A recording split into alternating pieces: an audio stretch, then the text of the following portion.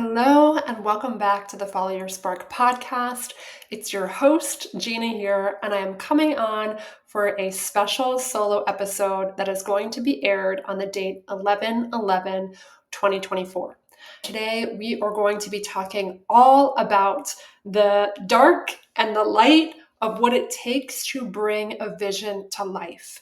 It was important to me to talk about this topic on this date for a number of reasons. Right now in the United States and in the world, it feels like we are on the cusp of major change and transformation when we look towards the future and what's next. And the number 11, and especially 11/11, like today's date, holds a lot of spiritual significance. The number 1 in numerology marks new beginnings, leadership, embarking on new journeys. And as this number is doubled into 11 or even 11/11, it becomes even more powerful and potent. It signifies spirituality and duality, the yin and the yang. And this date is a powerful time of dreaming about what it is you want to create for yourself in your own life, as well as what you want to create in the world. So today I wanted to talk all about that. And this is not just going to be a, law of attraction, manifestation, just visualize it and it will come kind of episode. This is going to be, like I said, about both the dark and the light of what I believe it takes to bring a vision to life. I'm going to share some real and vulnerable and honest shares from my own experience of having big visions and creating big visions, and also struggling to create visions and struggling to create realities in my own life, and what I believe impacted that and made it easier or harder to bring things to life in fruition, in reality, and what I believe will support us all in creating a life for ourselves and holding a vision for our community and this planet of what we believe in and what matters to us. All right, my friends, if you are ready to talk about what it takes to bring a vision to life, let's dive in. Again, in honor of 11/11, I'm going to share 11 things that are related to this topic, 11 themes of what I believe it takes to bring a vision to life. Number 1 is to release resistance to what is, to accept, aka stop fighting your current circumstances. This is something that I have definitely been exploring from a lot of different avenues in a lot of different ways lately. What does it mean to accept and surrender? And sometimes I think when people hear that word accept, it might seem passive and like giving up of, oh, well, just accept what is. I can't change it. I don't like it, but I can't change it. That's what accept means.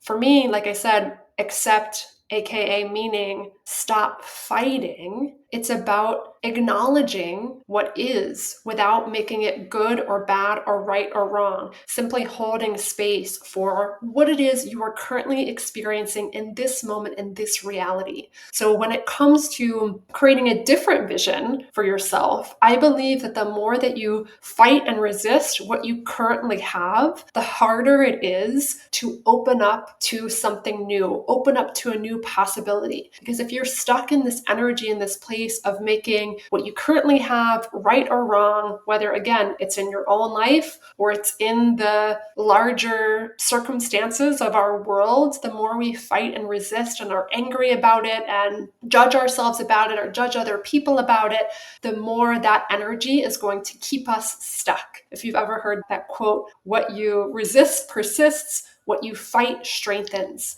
So the more we have resistance to what is, the more we keep ourselves stuck where we are. And this quote from the activist Dr. Angela Davis came across my awareness recently, and she said, I am no longer accepting the things I cannot change. I am changing the things I cannot accept. And this doesn't mean that there's necessarily resistance to, because again, acceptance doesn't mean passivity. It doesn't mean giving up. It doesn't mean feeling like you're powerless. It means holding space, acknowledging this is the current reality, and then from a place of no resistance, you can create and imagine and dream of a new alternative, a new reality, a new vision that doesn't come from fighting what is. It simply comes from imagining what you desire and putting fire and energy and commitment into that vision. So you can have both. You can have the acceptance of what is, the no resistance, the not fighting. And you can also have a vision for what you desire, what you want to create, and put passion and fire and energy into change and into a different reality for yourself, for the world. So those things don't contradict each other. They can work together. On a personal level, like I said, the more that I can accept my current circumstances instead of make myself bad or wrong for something I might currently be experiencing, the easier it can be to imagine what I want to create from an open, spacious energy. And in line with this first step, this releasing resistance, what also comes up for me around this is also to be able to give yourself permission to feel your feelings. So if there's something about your current circumstances, whether in your own life or in the state of the world, it's okay and necessary and useful to be able to feel feelings around that. So it doesn't mean you just have to be a Zen monk and not have any reaction to anything that happens in your life. It's okay to feel sadness, grief, frustration, anger, all these different things to allow that energy to exist in you, to move through you. And it's about not fighting that either. So if an emotion arises inside of you, give yourself space to feel it, allow yourself time to process it, and then see if you can come to a place of acceptance of what is. So this is not about pretending that we're not human and that we're not ever going to have emotions connected to or in response to our circumstances. It's human and natural to have and feel a whole range of feelings. So give yourself space to feel those as well without resistance, without making them wrong, accepting what is in that regard also, accepting your feelings, accepting all of it, no resistance. And then from that space, you can move forward. The next practice or the next thing I want to talk about in terms of bringing this vision to life is to give yourself space to open up to inspiration without grasping. So to give you an example from my own life, there was a time when back in 2020, I had just separated from a partner and my first plan was to purchase a home in Baltimore. And because I had intended to purchase a home in 90 days, I found some friends that were open to me living with them for a short period of time for 90 days while I was house hunting. So I moved in with them and I started house hunting. That was my vision for what was next. That was my idea for what was next. And as I was house hunting, nothing felt quite right. I was looking at all these houses, nothing was in alignment, nothing was matching up, nothing felt like a yes. And I finally got this sense that I don't think this is what's next for me. And I didn't know what to do if I wasn't house hunting. And I needed to be willing to let go of that past vision, that past idea, without knowing what the next one was going to be or when that idea or inspiration was going to come. So again, it's back to the first step of surrendering, accepting what is, accepting that, okay, I know right now my vision for what's next is not this. That's the only clarity that I have right now. So I need to accept that. And then from there, once I was able to accept that and say, I know this is a no, searching for a house in Baltimore to purchase is a no right now, then the next step was, okay, how can I open up to inspiration and ideas to flow through and to me that will help me gain clarity on what is the vision that I want for myself and what was next. So how do you do that? One of my favorite ways to do that is taking myself on artist dates.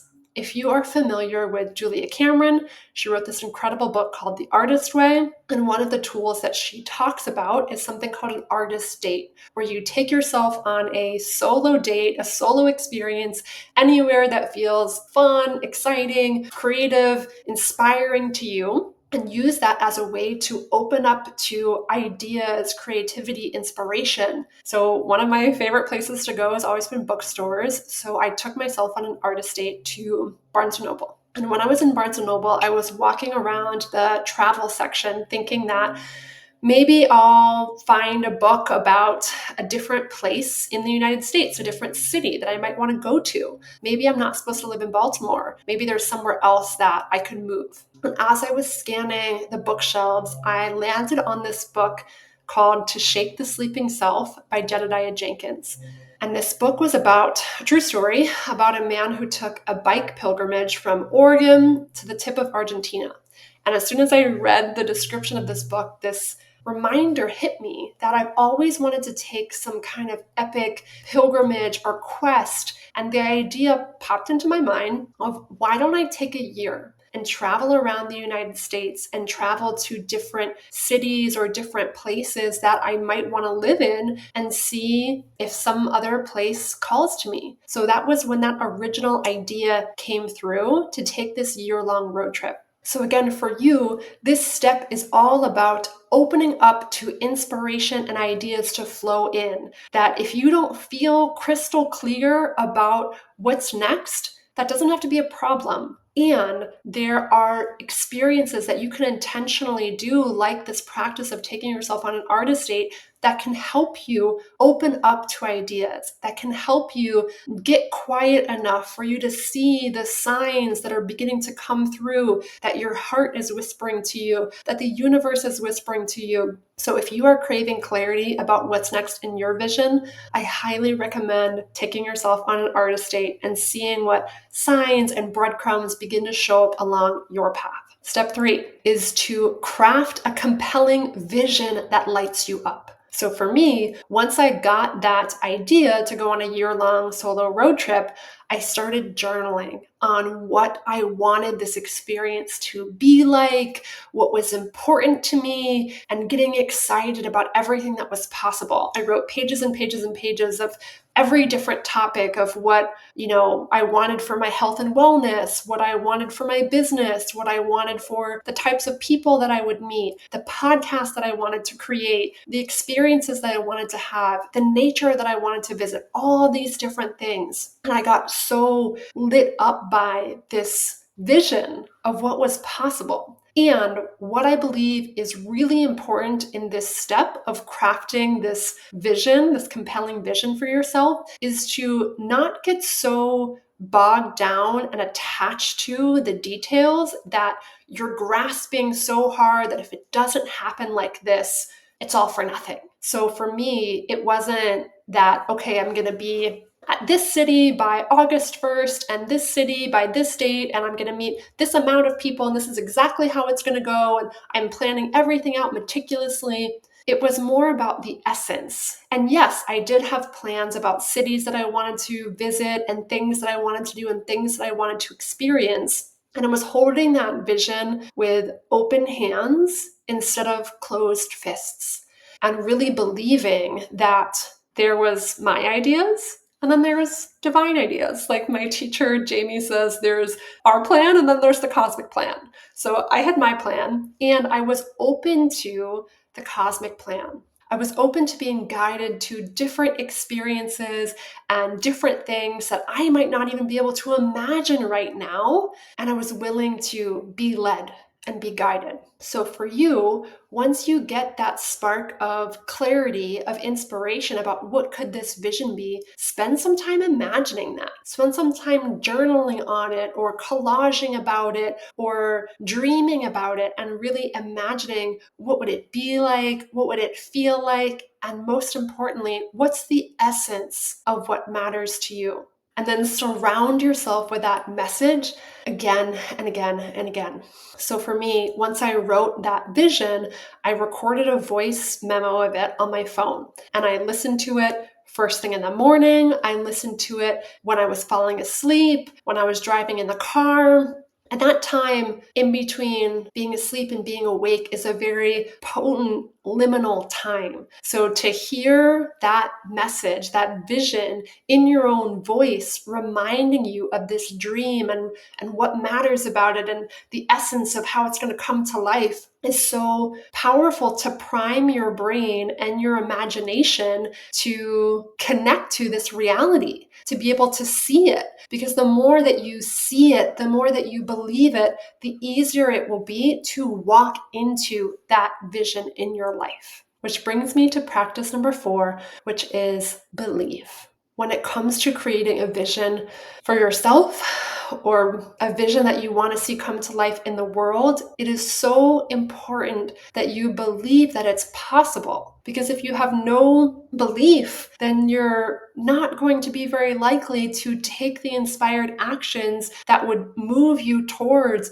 bringing that dream into your reality. For me, I've had experiences where that belief came easy and experiences where that belief did not come easy. For example, my year-long road trip, for whatever reason, as crazy as it sounds to me, thinking about this in hindsight, it was not hard for me to believe that I was going to be able to do this, even though we were in the middle of a pandemic, even though I had never traveled solo before. I just had this belief in my heart that this was going to happen, that I was going to be okay, that I was going to be safe, that I was going to be guided. I just had this total faith that it was going to work out. And it did. Like beyond my wildest dreams, I had the most incredible year-long solo road trip that was more beautiful than even the vision that I crafted. And like I said, that belief came easy. And in another area, what I'm working on right now in my own life and my own visioning that is not coming easy is being able to expand my belief in what's possible in my own earning potential, in my own business. So I've been in business for over 4 years now. And while my business has been steadily growing every single year, it has also felt really hard and really challenging, especially to expand into higher and higher levels of abundance, levels of income.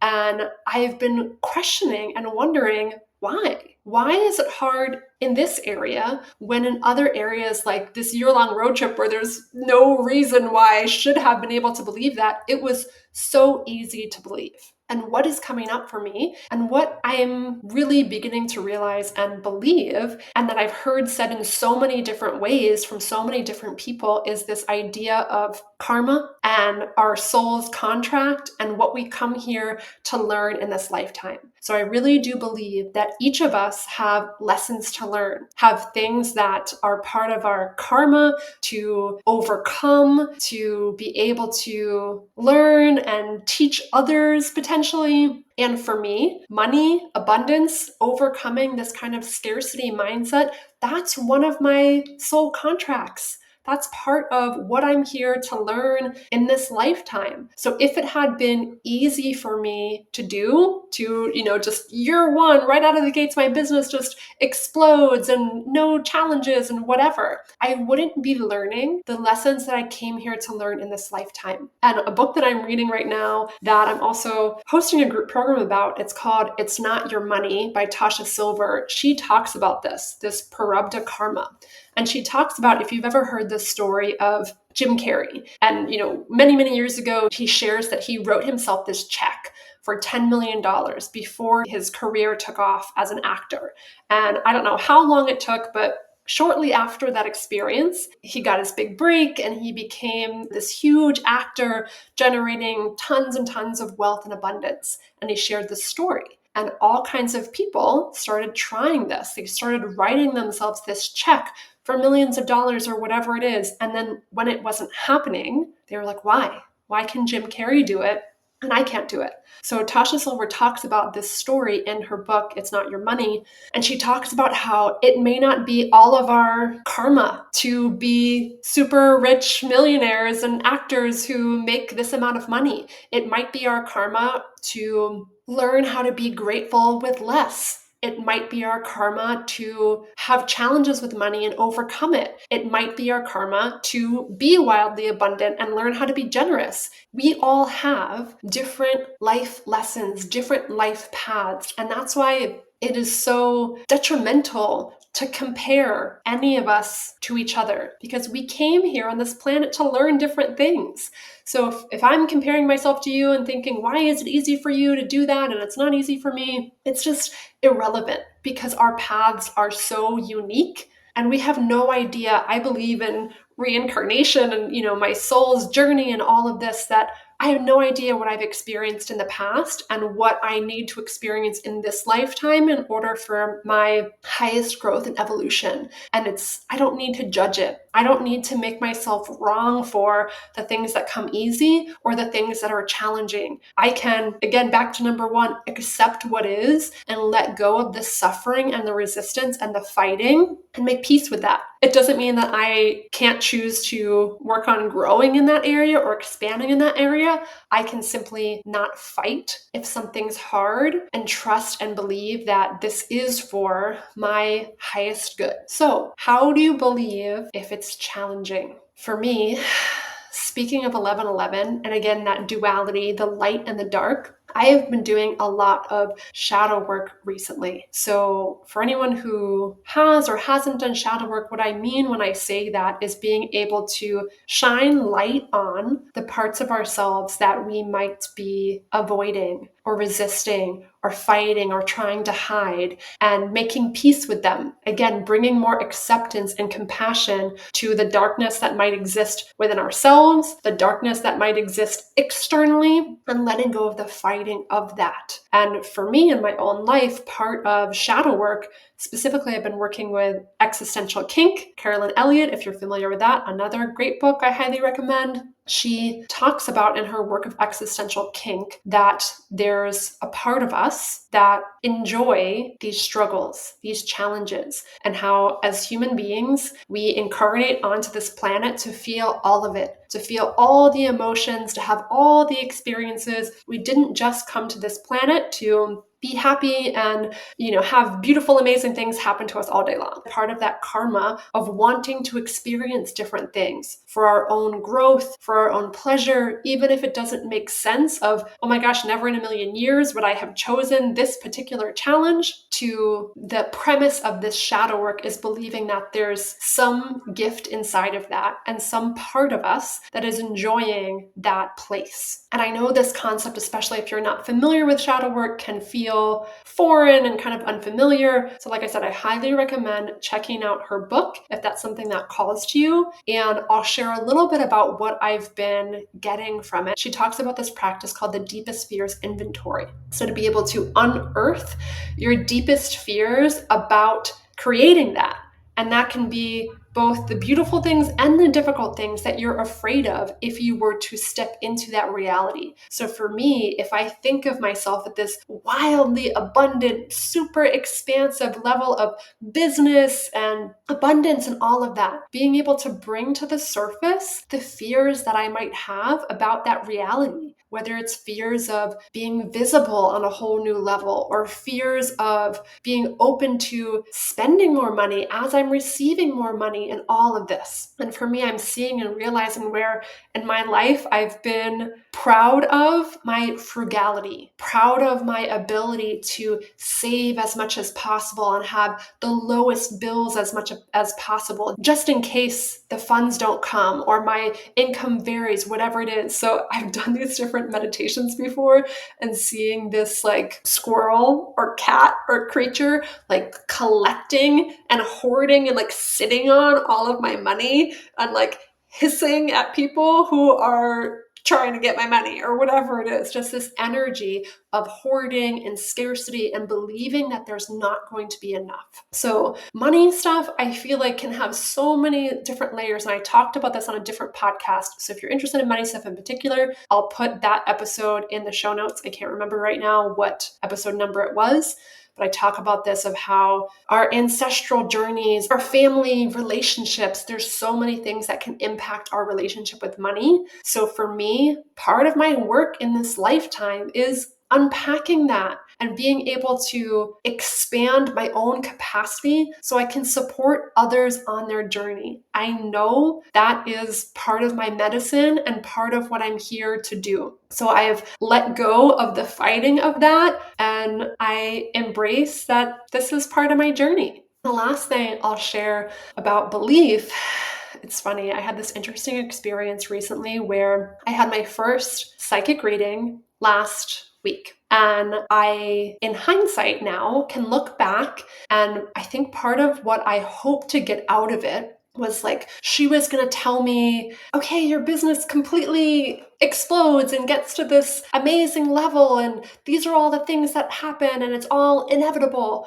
I wanted her to tell me that to help me believe in what was possible. And she kind of did and kind of didn't. Part of what she said was that there's opportunity for you to believe more, for you to vibrate at a higher level and really feel into and see yourself as being able to receive and expand in such a bigger way than you can envision right now. And it's going to require you stepping into a bigger, bolder vision for yourself. So I really became aware of, and I didn't quite see this before, of how I was limiting my vision for what was possible. I was in this energy of playing small, of backup plans, of, okay, if, the squirrel kind of hoarding nuts for the winter, of like, if that doesn't work, like, at least I'll have my reserves, versus having the courage to believe in a grand vision for ourselves. And it's interesting, I'm like getting teary-eyed right now, and these emotions are coming up. And I think part of it, again,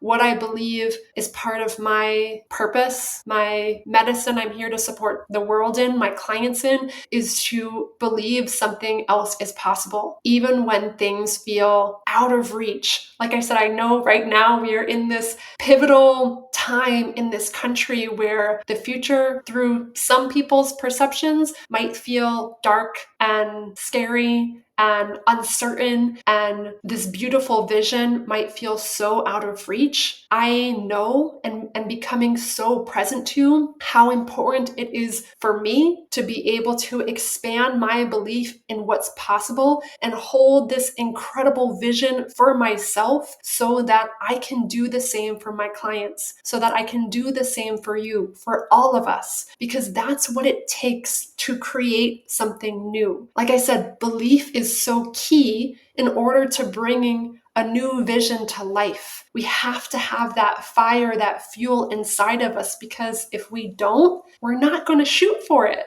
We're not going to move towards it. And I can see in my own life where I was like, you know what? Here's pretty good.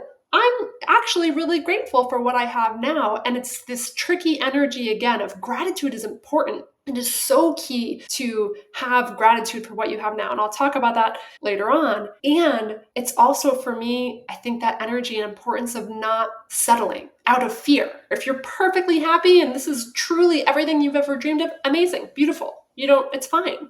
And that I could expand my belief in what's possible and let go of my fear of not being able to create it, or fear of scarcity, or whatever it is. And the power of that, the importance of that, of having this bigger vision for myself. So that's the space that I'm in right now. And I see and saw, I was trying to outsource my belief to this psychic, and belief is an inside job. No one can believe for us. Even though working with a coach or having the support of people who believe in you can be super helpful in helping you raise that vibration and seeing that reality for yourself. And ultimately, you have to take it on, because there's been so many people who see huge visions for me and they're like, oh my gosh, what are you talking about? Like, I see you and your business at like this astronomical level and see so much for your future. And I see that for my clients too. Like, when they come to me, I can see this incredible future for them. And unless they can see it for ourselves, it's going to be very hard to step into that reality. So how do you believe it? You spend time in that vision. You spend time in imagining that life for yourself You find evidence of why you're capable of achieving it. You notice the limiting thoughts that are getting in your way and holding you back and pulling you down, and you begin to practice new empowered beliefs. You do shadow work to uncover your deepest fears that are keeping you stuck where you are now and work on releasing that to open up more space for possibility and belief to shine through. Number 5, anticipation is part of the process. So, for me, in the example of my year-long road trip, when I created that vision, I spent 10 months from the point where I got the idea up until I left for the trip. And in that 10 months, I was, like I said, dreaming about this vision, imagining this trip, and getting so excited. And it was so fun and juicy to even be in that space. I think a key piece of bringing a vision to life is feeling that anticipation now, to not need that vision to come to life in this moment in order to be excited about it or to believe in it. It's letting that energy marinate inside of you now. So it's like if you're going to take a vacation, you're thinking about that trip, you're imagining that trip, you're imagining being on the beach and the sun shining down on you and the amazing fresh food you're going to eat, all these things. I can like taste it in my mouth right now as I imagine like being on a beach and, eating something delicious and just getting so excited about it. And like I said, sometimes in different areas of your life that might feel easy and sometimes it might feel hard. For a trip or vacation, maybe that feels easy for someone, maybe it doesn't. For a business that you're building, maybe that feels easy, maybe it doesn't. And like I said, the key is starting to practice that. Imagining for your business or for whatever area of your life, can you see it like a vacation? Can you see yourself in that place, enjoying what it will be like to be at that level of abundance or be serving those clients or to be sharing your gifts in whatever way? See it and get excited about it just the same as it was a vacation. And this is part of, I believe, building this identity of yourself as being able to create that, to feel what it would feel like to live into that. Because part of bringing this vision to life is, like I said, believing in it and imagining it as if it was already here. Imagining there's a version of you already that has that relationship of your dreams, that has the business of your dreams, that is living in a reality and in a society that is incredible and loving and supportive and connected. Whatever it is the vision is, being able to hold that space of anticipation and excitement and belief and imagining it as if it were already happening.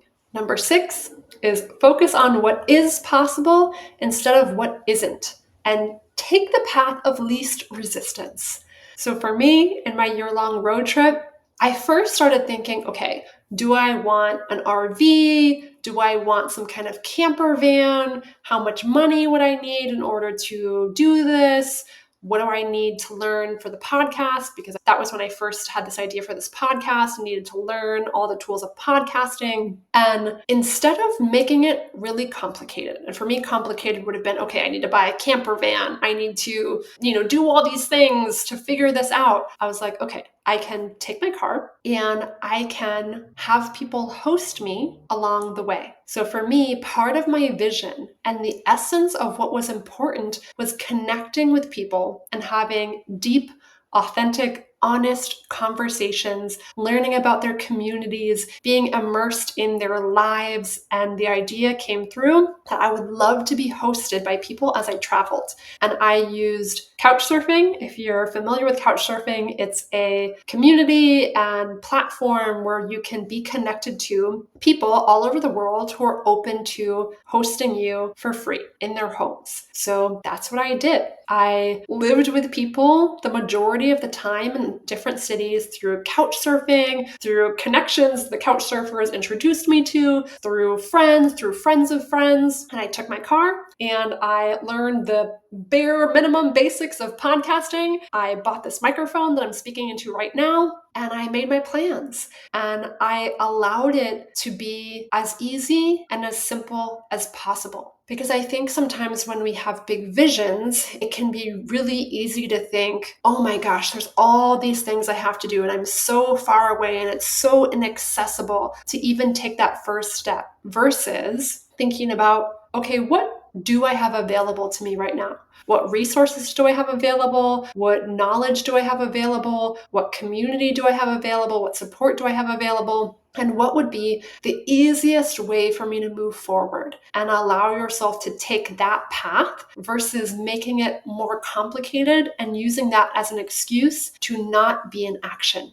Number 7 is to let the first step and every step be just as exciting as the last. So what I mean by this is, when we're working towards a vision, I have seen this with myself, I've seen this with clients, that it can be very easy to think, okay, when I reach that vision, then I'll be happy. When I reach that vision, then I'll feel abundant, then I'll feel safe, then I'll feel loved.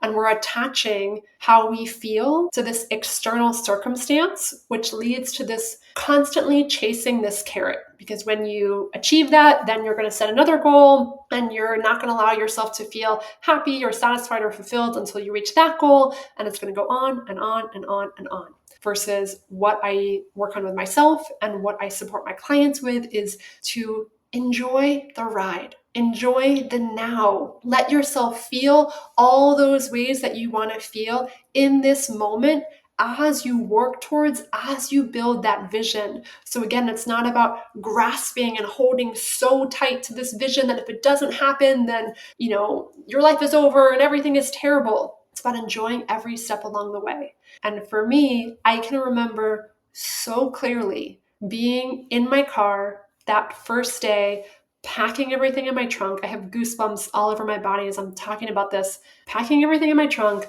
shutting my trunk, what's it called? Lid, getting in the car, turning on my essential oil diffuser, looking in the mirror.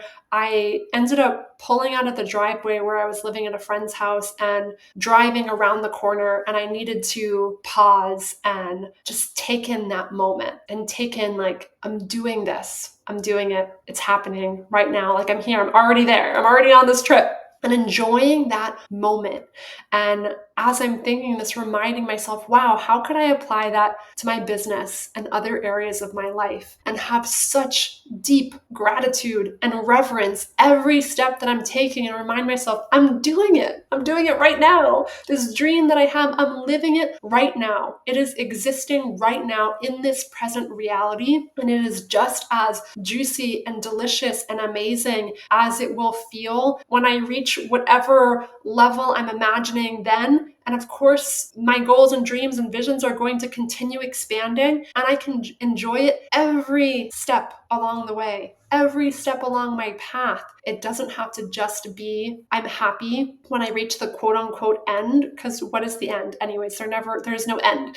So to be able to enjoy your journey every step of the way is so important. Which brings me to number 8, which is deep gratitude and celebration. And when I talk about gratitude, it's being able to feel it in your body, in your emotions. It's not just checking off a to-do list of like, okay, I'm grateful for this, I'm grateful for that, okay, let's move on. It's feeling it overflowing and washing over your whole body. I remember being in California. I can never remember if I was in Oregon or California. I think I was in Oregon on the way to California, and passing by this beach as the sun was setting. And I'm from the East Coast, so the West Coast ocean is very different feeling than East Coast ocean. And I pulled over and I saw the most epic sunset I have ever seen in my life. And I just remember like parking my car and frolicking like through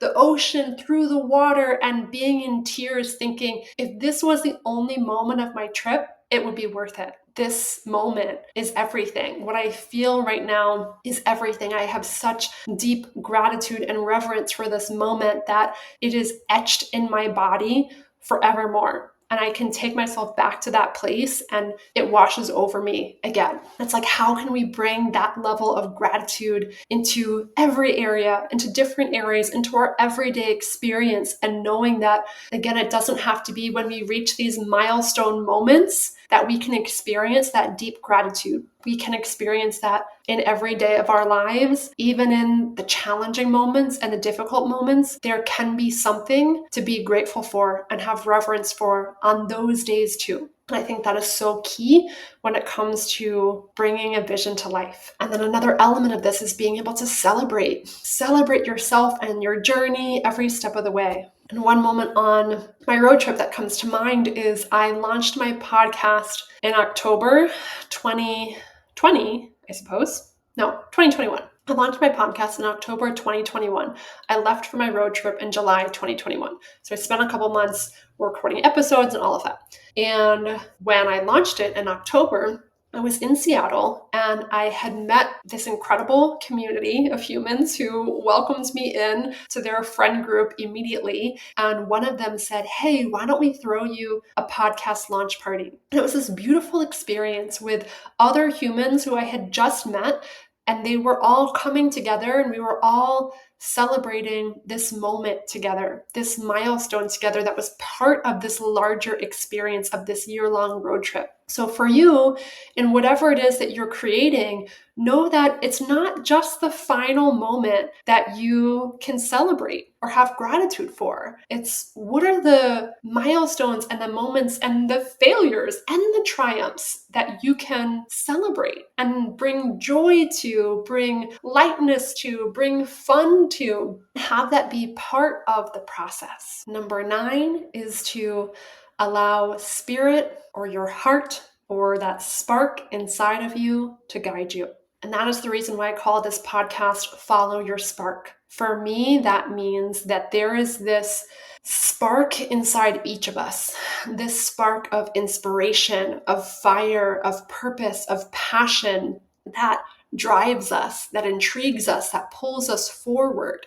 And when we connect to that, when we make space to listen to that, it can help lead us and guide us on our path. And this year-long road trip for me 100% expanded my capacity to do that in an entirely new way. And one of my biggest practices on this road trip was to connect with nature, to have solo experiences in nature where I intentionally opened up to receive guidance from nature, from my heart, from spirit, from the universe. So I've said this a few times throughout this podcast of the power of taking time for yourself, by yourself, to open up to this intuitive guidance. And I think a big part of that, like I said, is making the space to hear it, to listen for it. Because our intuition, I believe spirit, oftentimes, not all the time, but oftentimes, communicates with us in subtle ways. So if we're busy all the time, if our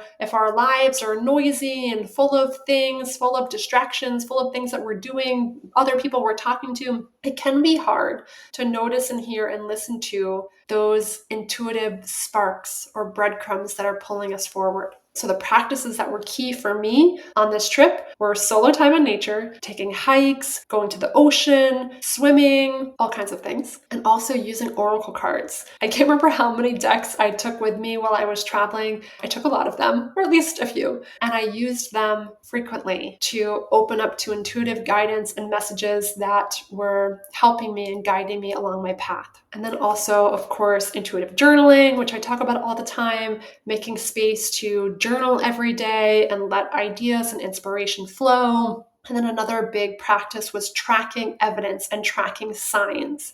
And I did that on my phone. I kept a photo album of signs, whether they were animals or symbols or different things that were coming through that meant things to me. Or I have my year-long journal that I use for myself and clients. And I always track in here different evidence and signs and synchronicities that I'm seeing. I had a notes on my phone, tracking them. So I highly recommend getting into this practice of tracking evidence, tracking the signs, tracking the breadcrumbs that are showing up along your path. Because the more that you do this, in my experience anyways, the more the evidence is irrefutable of how connected I am to spirit, how guided I am along my path. And that has helped me so tremendously in believing in a vision and continuing to move forward in a vision and trusting my path to work towards that vision and to keep going even when it was hard to believe or it was hard to stay connected. These little breadcrumbs helped me trust and have faith in myself and my life and my path and spirit.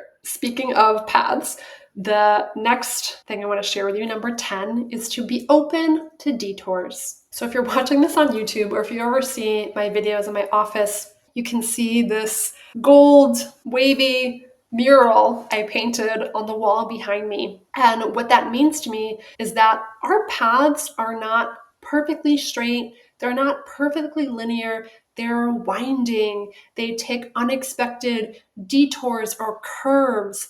And when it comes to bringing a vision to life, I believe it's really important to be open to those detours without judgment and to trust that maybe sometimes the universe has something even better in store for me than I can imagine right now. And sometimes I'm guided on my path to challenges or obstacles that I maybe don't understand in this moment.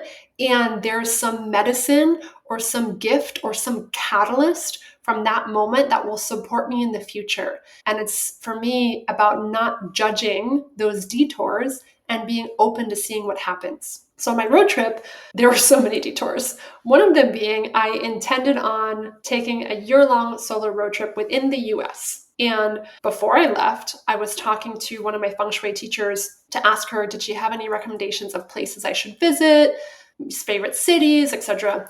And she told me about this retreat center called Hollyhock Retreat Center in Cortes Island in Canada. And she recommended I check it out. It sounded beautiful, fascinating. And at the time that I was planning the trip, like I said, we were in COVID and the border between the US and Canada was not open. And I was like, maybe that could change. And I started looking at different retreats that were going on there in the time frame that I would be on that part of the country. And there was 2 different retreats going on at that time. And one of them in particular stood out to me. It was being hosted by Jamie Alvarez Acosta, and it was called The Heart of the Condor. So I said, okay, universe, if I'm meant to go, then support me in getting there and we'll see what happens. So a month into the trip, the borders opened and it was still kind of uncertain. Are they going to stay open? What's going to happen? And I was like, well, I'm going to take my chances. So I booked the retreat, I paid for everything, and I made it there in September 2021. And I had this incredible experience with Jamie, and I deeply resonated with all of the teachings that he was sharing. He's from Peru. He is deeply steeped in these ancient indigenous wisdom of the Quechua tradition and teachings, and it was so powerful. And at the time, he, after the retreat was over, said, I'm leading a retreat, a trip to Peru in January. You should come. And I said, well, maybe we'll see. So for the next couple months, I was asking my intuition and, pulling oracle cards and doing all the things to see if this trip would serve me. And I kept not getting clear answers or that clear breadcrumb. And finally, I pulled this oracle card spread with this goddess deck, and I felt like I got a clear yes. Yes, this trip will serve you. You should go. And I was like, okay. So I pulled out my passport and I went to sign up for it.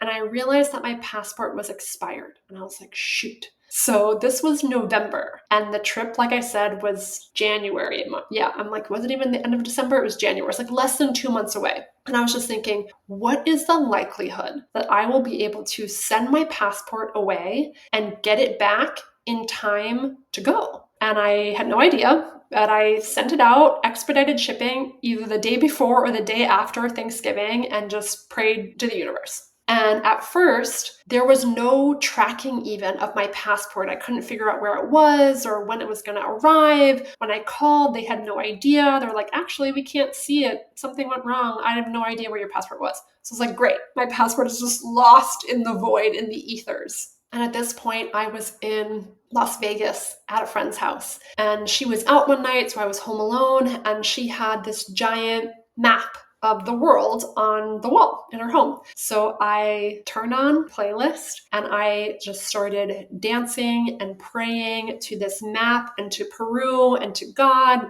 asking if this trip is for my highest good, if it would serve me to be there, if I'm meant to be there, please, please, please let my passport arrive on time. And I just prayed and held that vision and held that belief and saw myself in Peru, and also surrendered to my current circumstances of, I don't know if my passport will arrive. I don't know what will happen. I surrender attachment to the outcome right now. And I trust that whatever will serve my highest good will happen. And then a day or two later, I can't remember exactly the time frame, but pretty quickly afterwards, I get the phone call from my mom, who's in South Florida, and she said, your passport's here. I said, thank you, God. And I was flying out of South Florida to go to Peru. So I made it on that trip. And that experience, both meeting Jamie in Cortes Island, as well as going on that trip to Peru, started this lifetime journey of going down this mesa path. And when I say mesa path, I know that this is a foreign concept to most people. It was a foreign concept to me at the time. And it's part of these Quechua teachings and traditions. And it is an extremely rich and transformative spiritual path that I've been on with Jamie now since 2021. And it just gets more and more enriching every single year. And like I said, that was not written in my vision. What was written in my vision was, may I open up to spiritual teachers that will support me. May I deepen my connection with the divine and with my intuition. May I be led to what will serve me in this moment. That was the essence of what I wrote. I had no idea what the actual manifestation of that was going to be. And it happened in this incredibly beautiful, divinely orchestrated way that I'm eternally grateful for the rest of my life. And that's part of, like I said, the power of this vision of having this idea of what could be possible. And also that idea of this or something better. May I be guided to what will serve and support me most in this moment, and to hold that vision with open hands instead of closed fists. And the last thing I want to share, number 11, that has been incredibly supportive to me bringing visions to life, and I believe can be incredibly supportive to you as well, is to find people who can support you as you navigate unfamiliar territory, as you expand into something new that's possible for yourself. Like I said earlier, people can't believe for you, and people can support you as you step into the unknown, as you navigate shadow work, as you bring awareness to your fears, as you have the courage to believe in an identity and future for yourself that felt completely impossible a month ago or a year ago or 10 years ago. It can be so supportive to have people around that can help you expand your belief in what's possible. So for me on my road trip, Jamie was a huge piece of that. And also in that moment in September 2021, I remember having like a total panic attack, anxiety attack on that trip, and being in my car sobbing and thinking, oh my gosh, who can I call right now? I'm so terrified. I'm like 3 months into this trip and I have no idea what is going to happen the next 9 months. I don't know where I'm going to go or who's going to host me or what's going to happen. And I'm having this total deprogramming, brain circuit frying, moment of letting go of this past version of me and letting go of these preconceived notions and these external expectations and discovering myself so newly that I'm like, I need a lifeline. I need someone to help me stay connected to myself and this planet and my truth. So I reached out to a dear friend and a fellow coach, and I was able to join a group program that she had going on, Mary Beth Hyland. She's incredible. Does incredible work around values and different things.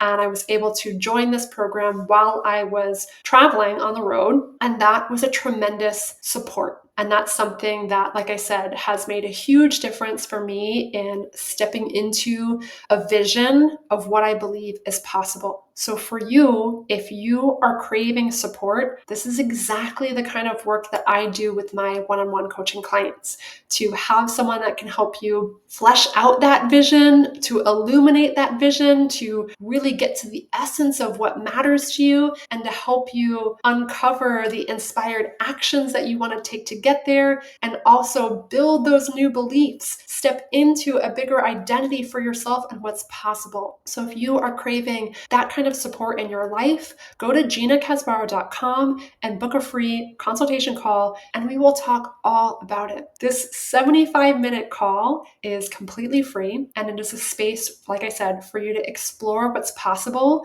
to discover what could be holding you back, and then to learn about what are the tools and practices that can help you create this vision in your life. So if that speaks to you, go ahead and book one of those consultation calls, and I will talk to you soon. Oh my gosh. All right, my friend. I so hope that this episode resonated with you. It was so cathartic to me to think about this. And like I said, this is not all sunshine and rainbows and just believe harder and, you'll make it happen. It's not just belief. There are so many different aspects that go along with bringing a vision to life. And overall, it's this beautiful dance of what it looks like to hold this incredible vision and also surrender.